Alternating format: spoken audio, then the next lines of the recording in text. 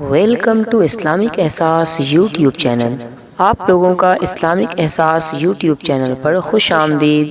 آپ لوگوں کے سامنے رزلٹ بہت جلد آ جائے گا اور ساتھ ہی آپ لوگوں کو سند توصیفی اور سند شرکت پیش کیا جائے گا، ساتھ ہی میڈل بھی دی جائے گی۔ ہمارے آفیسر جناب سمیت صاحب یہاں موجود ہیں، ان کے ہی ہاتھوں سے آپ کو یہ سند انعامات تقسیم کیا جائے گا۔ دیکھیے، اردو زبان صرف زبان ہی نہیں ہے، یہ ایک انداز بیان ہے۔ ہم یہاں بہت دیر سے صبح سے شام تک دیکھا آپ لوگوں کے درمیان کہ کچھ لوگ جہیز بول رہے ہیں، کچھ لوگ جہیز بول رہے ہیں اور کچھ لوگ دہیز بول رہے ہیں۔ تو میں خلاصہ کر دوں کہ دہیز لفظ جو ہے یہ ہندی کا ہے، اردو کا لفظ جہیز ہے، اور اردو میں سب سے بڑی بات جو ہے، جو سب سے زیادہ اہمیت کا حامل ہے، وہ تلفظ کی ادائیگی ہے۔ ہم یہاں زیادہ تر بچوں نے دیکھا کہ تلفظ کی صحیح ادائیگی کسی میں نہیں ہے۔ شین کی جگہ سین اور سین کی جگہ شین اور قاف کی جگہ کاف اور غین کی جگہ گاف، اس طرح کے الفاظ سے آپ اردو کا فروغ نہیں کر سکتے ہیں۔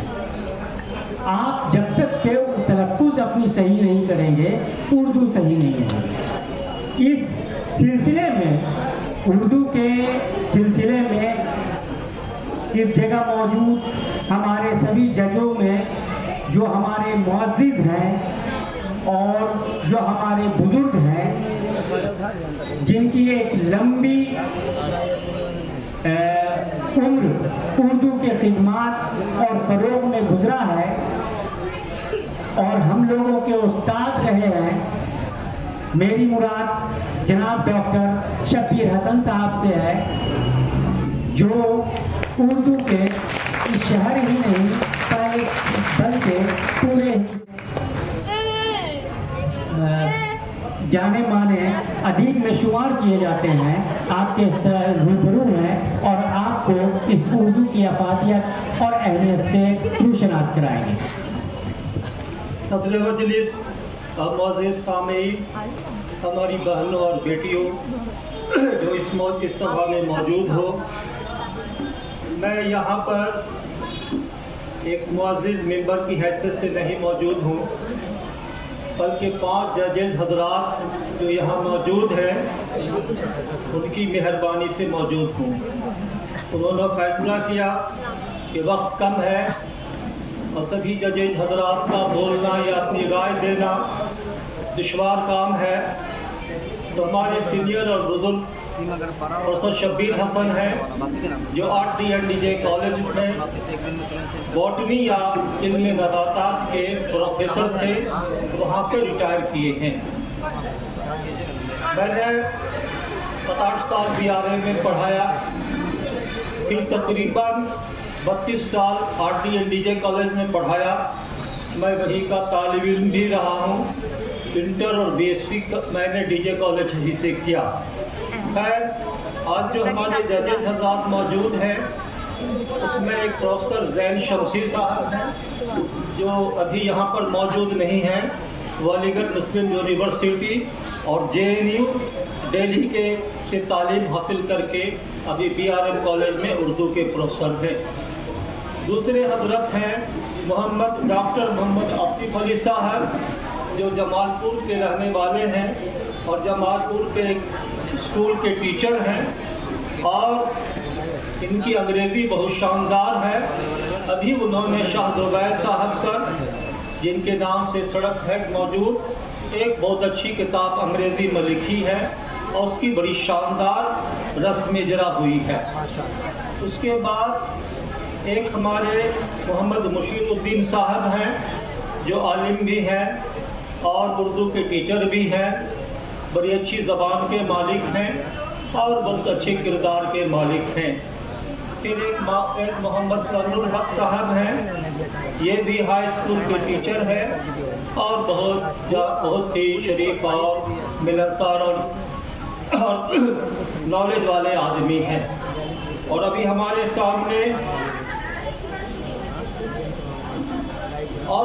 سامنے اس ادارے کے ہیڈ سمیت صاحب موجود ہیں، جو ابھی نیا مغیر میں انہوں نے جوائن کیا ہے اور ان کے سامنے کا یہ پہلا پروگرام ہے۔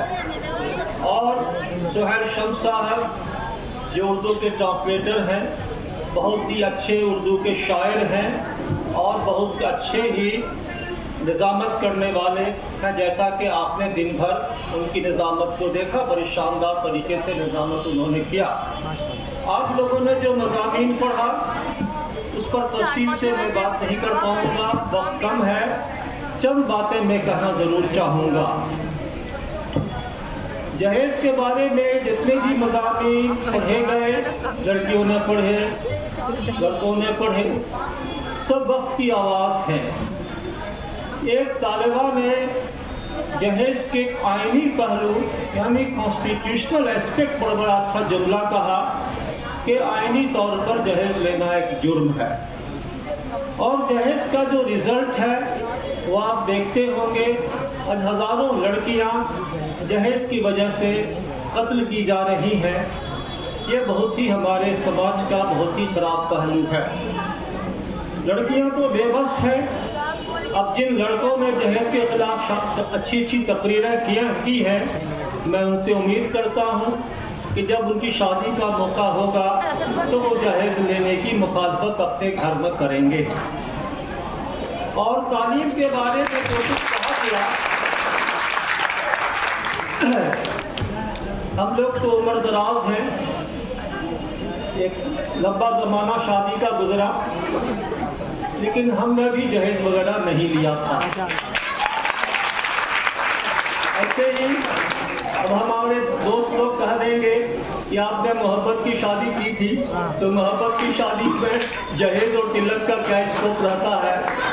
جو بھی ہو، ہم بھی جہیز کی مخالفت کرتے ہیں۔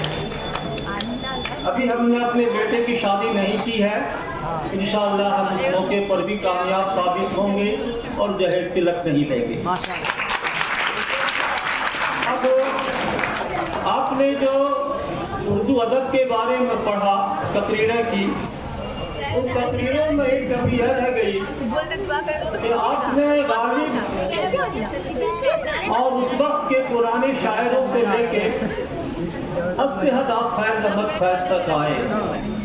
بعد میں جو اردو کی شاعری کی دنیا ہے اس میں بہت تبدیلی ہو گئی، اس پر آپ کی نظر نہیں گئی۔ ہماری پرانی شاعری عام طور پر عشق اور عاشقی کا شکار رہی، لیکن ابھی کی جو ہماری اردو شاعری ہے گزشتہ 40-50 سالوں کی، یہ اردو شاعری زندگی کے مسائل سے جوجھتی ہوئی نظر آتی ہے۔ روزگار کا مسئلہ یہاں ہے، شادی بیاہ کا مسئلہ یہاں ہے، غریبی کا مسئلہ یہاں ہے۔ اردو ادب کے بارے میں جب تقریر کرنی ہو، پڑھانا ہو، تو اس طرح کے ان مسائل پر بھی آپ کو روشنی ڈالنی چاہیے، تب جا کر اردو شاعری مکمل مانی جائے گی۔ اور شعراء میں آپ حد سے حد فیض احمد فیض تک آتے ہیں، فیض کے بعد بہت سارے اردو کے شعراء ہیں جو بھی حال کے دنوں میں بڑی اچھی شاعری کرتے ہیں، ان پر آپ کی نظر نہیں جاتی ہے۔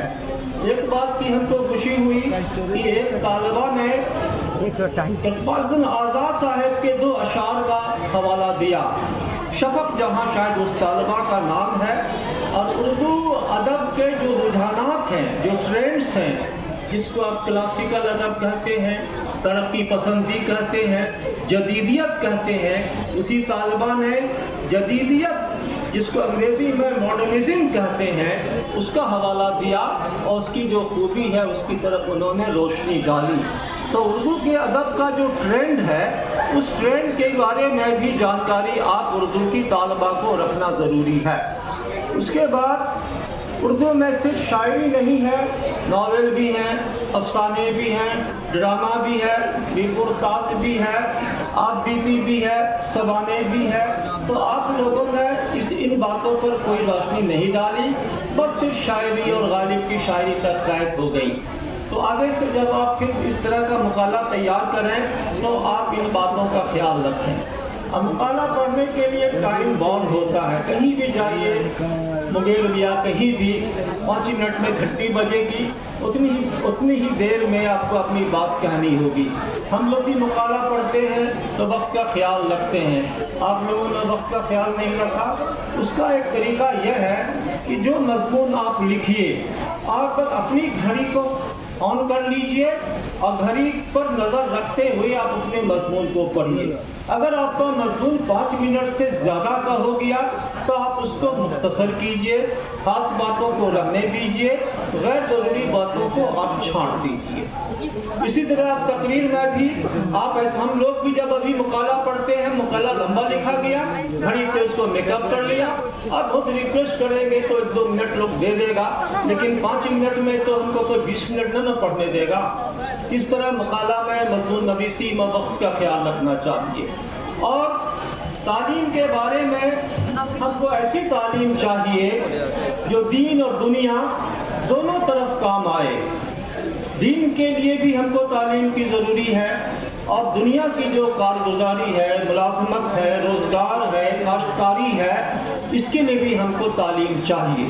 اس لیے تعلیم کے پہلو میں دونوں چیز کا خیال رکھنا ہے۔ مذہب میرا حق ہے، ہم مذہبی شعار سے الگ نہیں ہو سکتے ہیں، نہیں ہونا چاہیے۔ اور اگر ہم حوالے میں قرآن کا حوالہ دیتے ہیں، حدیث کا حوالہ دیتے ہیں تو بھی کوئی حرج کی بات نہیں ہے۔ آج اردو کا بڑا حصہ خانقاہوں میں ہے، مدرسوں میں ہے، وہاں کے بچوں کو جو تعلیم ملتی ہے ان کے حوالے کا بڑا حصہ کلام مجید ہے، حدیث ہے، اور اس طرح کے ذرائع ہیں۔ تو وہ اپنے کو کیسے بڑی کر لیں گے؟ اردو ایک ایسی زبان ہے جو ملک کے بہت بڑے حصوں میں بولی گئی، یہ سکھوں میں مقبول ہوئی، کرسچن عیسائیوں میں مقبول ہوئی، ہمارے ہندو بھائیوں میں مقبول رہی، اور مسلمانوں میں بھی مقبول ترین زبان ہے۔ سب نے اپنے اپنے مذہبوں کا حوالہ دیا۔ سکھ بھائی جو اردو لکھتے تھے وہ اپنے واحد گرو کا ذکر کرتے تھے۔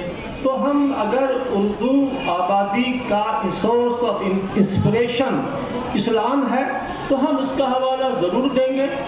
اور اردو ایک ایسی زبان ہی ہے، سیکولر زبان ہے جو چاروں طرف پھیلی پھولی۔ لیکن ہم اس غلط فہمی میں نہیں رہے کہ صرف دینی معاملات سے میرا کام چل جائے گا۔ ہم نے ایک فارمولہ بنایا، بہت جگہ تقریروں بولتے رہے، دین اور دنیا کے بریکٹ میں لکھ دیے دین کے مطابق۔ اب دنیا میں شراب بھی پی جاتی ہے تو ہم شراب تو نہیں پی لیں گے، دنیا میں جوا بھی کھیلا جاتا ہے تو ہم جوا تو نہیں کھیل لیں گے، لیکن ہم ڈاکٹر بنیں گے، انجینئر بنیں گے، پروفیسر بنیں گے، تمام طرح کے کاروبار کریں گے اور دینی حساب سے کریں گے کہ ہم کم نہیں تولیں گے، ہم جھوٹ نہیں بولیں گے، ہم بے ایمانی نہیں کریں گے، ہم فراڈ نہیں کریں گے۔ تو یہ سب چیزیں ہم کہاں سے سورس لیں گے؟ یہ ہم اپنے مذہب سے لیں گے۔ سناتن ہم مانتے ہیں تو سناتن سے لیں گے، ہم عیسائیت مانتے ہیں تو اپنے بائبل سے لیں گے، ہم سکھ ہیں تو ان کی کتاب سے لیں گے۔ تو اس طرح کا سورس آف انسپریشن، اور اگر میرا سورس آف انسپریشن سیکولر ہے اور ہم غیر مذہبی آدمی ہیں لیکن ہیومنسٹک ہیں، ہم آدمی سے محبت کرتے ہیں، آدمی کی بھلائی اور ترقی چاہتے ہیں، تو وہاں سے ہم لیں گے انسپریشن۔ اس لیے کسی انسپریشن کو روکا نہیں جا سکتا ہے۔ اور مذہب میں اگر کوئی حوالے کی بات ہے تو ہم کلام مجید سے بھی حوالہ دے سکتے ہیں، حدیث سے بھی دے سکتے ہیں، اور اگر ہم کو جانکاری ہے تو ہم رامائن سے بھی حوالہ دے سکتے ہیں۔ ہندوؤں کی مشہور کتاب ہے وید، ہم وہاں سے بھی دے سکتے ہیں۔ بائبل کی کچھ اچھے جملے ہم کو پسند آئے تعلیم کی تاریخ میں، اخلاق اور مورالیٹی کی تاریخ میں، تو ہم وہاں سے بھی دیں گے۔ اس طرح اپنے نالج کو ہم کو کمزور نہیں کرنا ہے، سمت نہیں کرنا ہے، کہا ہے کہ دنیا ہر 50 سال میں بدلتی ہے اور آگے بڑھتی ہے. آج سائنس کا زمانہ ہے, انفارمیشن اور ٹیکنالوجی کا زمانہ ہے. آپ کی جانکاری میں سب چیزیں نہیں رہیں گی تو آپ دنیا میں ترقی نہیں کر سکیں گے. اسی لیے عزیزو ہم اپنی بات ختم کرتے ہیں. آئینہ مغیر سہیل شمس صاحب ایک رسالہ نکالیں گے اسی ادارے سے. ہاں اچھا, ایک آئینہ پچھلی بار جو پروگرام ہوا تھا اس میں ہم لوگوں نے جو مضامین پڑھا تھا اور ہمارے طالب علموں نے بھی پڑھا تھا, اس مضامین کے حوالوں کے ساتھ پورا مضمون چھپا تھا, تصویر چھپی تھی لکھنے والے کی, تعارف چھپا تھا. وہ بہت ہی سہیل شمس کی صدارت میں, اور اس ڈپارٹمنٹ میں جو 3-4-5 اردو داں لوگ موجود ہیں جو اپنی زبان سے محبت کرتے ہیں. اور آج جو یہ پروگرام ہو رہا ہے, ہم لوگ منچ پر ضرور بیٹھے ہیں لیکن ہم لوگوں کی محنت سے یہ پروگرام نہیں ہوا ہے. وہاں پر جو ہمارے حضرات لوگ بیٹھے ہوئے ہیں اردو ڈپارٹمنٹ سے, جس میں سب لوگ ہیں, ضلع اردو سیل کے جو 3-4 اسٹاف ہیں, وہ جانباز لوگ بڑی محنت سے برسوں مہینوں سے فائل پر آگے بڑھا کے اس پروگرام کو کیا ہے. اور نئے افسر جو آئے ہیں جناب سمیت کمار جی, یہ انجینئر ہیں پیشے سے لیکن یہ اردو سیل میں آئے ہیں, اب اردو زبان کی خدمت کریں گے یہ, اور انہی کی دیکھ ریکھ میں یہ پروگرام پاس ہوا ہے. ہم لوگ کو تو خبر بھی نہیں تھی. مائنٹی ویلفیئر آفیسر کے عہدے پر آئے ہیں یہاں, اسی میں MW کا ہاسٹل بھی ہے, اسی میں بیرناک گرل اسکول کا ہاسٹل بھی ہے, اور اسی میں لڑکیوں کو پینشن دینے کا اعلان بھی کیا گیا ہے. کہ بڑے خلیق محبت والے اور انجینئر ینگ آدمی آپ کے بیچ آئے ہیں, اور یہ پہلا کمیونیکیشن ہمارا, ہم لوگوں کا, آپ کا ان کے ساتھ ہے.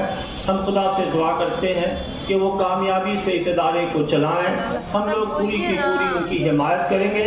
انہی چند باتوں کے ساتھ اپنی بات ہم ختم کرتے ہیں, اور آپ لوگوں سے گزارش کرتے ہیں کہ میرے مشوروں پر آپ غور کریں گے, پسند آئے تو اس پر عمل کریں گے. بہت بہت شکریہ, بہت بہت شکریہ. آپ لوگ بہت دیر سے صبر و تحمل سے بیٹھ کر اس پروگرام کو سنا, اور ابھی ہمارے بزرگ جناب شبیر حسن صاحب کو بھی آپ نے سنا. ان کی بیش قیمتی باتوں سے آپ ضرور فیضیاب ہوئے ہوں گے.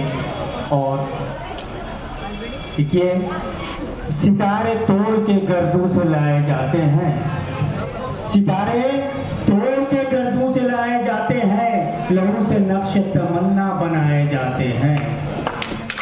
یہ درد میں عشق ہے, اہل وفا کی محفل ہے. یہ درد میں عشق ہے, اہل وفا کی محفل ہے. یہاں چراغ نہیں دل جلائے جاتے ہیں. اور شعر ہے, خلوص و مہر و محبت سنبھال کر رکھنا. خلوص و مہر و محبت سنبھال کر رکھنا, یہ زندگی کی امانت سنبھال کر رکھنا. یہ درد وہ ہے کہ ہر چیز ٹوٹ جاتی ہے. یہ دور وہ ہے کہ ہر چیز ٹوٹ جاتی ہے. تم اپنا عہد رفاقت سنبھال کر رکھنا. تو تم اپنے آپ کو سنبھال کر رکھنا. ایسا رشتہ ہے میرا خوب یہ کردار کے ساتھ, ایسا رشتہ ہے میرا خوب یہ کردار کے ساتھ, جیسے دیوار لگی ہوتی ہے دیوار کے ساتھ.